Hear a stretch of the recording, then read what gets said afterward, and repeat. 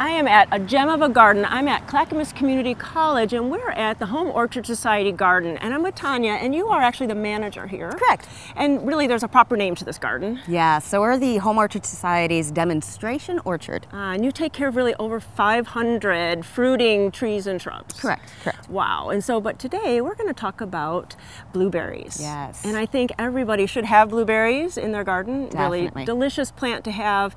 We love the fruit, and really pretty easy to take care of. Yes, and so we're trying to do our pruning. As soon as we put them in the ground, we're going to start training our blueberries into a shape that's appropriate for our backyard. Oh, okay. Now this is a pretty big one. Yeah, so she's pretty mature. This is a berry called Blue Crop, a nice mid-season.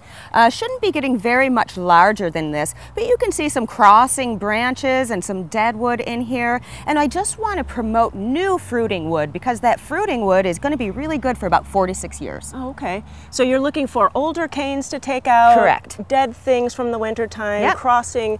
So just a few different tools. So you're going to use a saw? Yeah, so with a lot of these larger pieces of wood, we're using a saw. Okay. And so we want to, once they're mature, we want to take about 2 to 3 of the oldest canes out. Okay.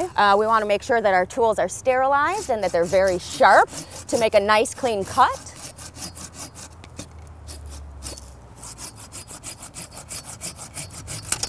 And that's pretty And easy. so that's one of them that's out. All right.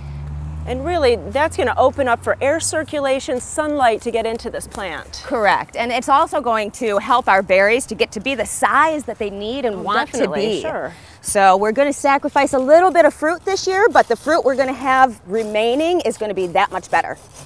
You know, that's all really good tips for the blueberries, and you just want to go through, and at this point you're only going to take out maybe 3 or 4 branches? I'll take out about 3 of the oldest canes, and I see I have this nice young cane right here, which I'm going to maintain. It isn't going to have fruit on us this year, but this is going to be a really good fruiting cane in future years. So really, when you are cutting, you are looking to the future. What's going to come up next? Always. Where's that growth going to be, so you kind of keep that balance of branches? Yeah, definitely. And then we're also going to be looking for dead wood on the blueberries, and we're going to remove that. We can remove dead wood at any time of year. All right.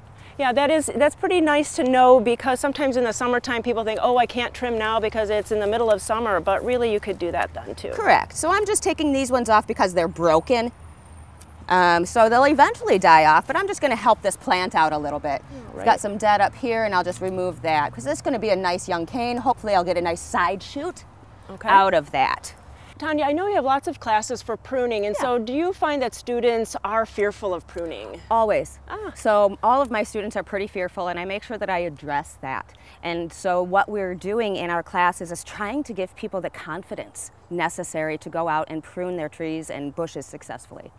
And it's really one thing that you should look at the plant and kind of really study it and then clip. I mean, it's kind of like when you're a carpenter. Definitely. You look at it twice and then you cut. Oh yeah, because I'm always looking for where's my fruiting wood, where's my fruiting buds, and where are my vegetative buds. I don't want to, you know, cut off too many of my fruiting buds, right, but I will sacrifice a few, like I said, for improvement of the remaining fruit. Right. So this is March, and so any other things that we should be doing with our blueberries this time of year?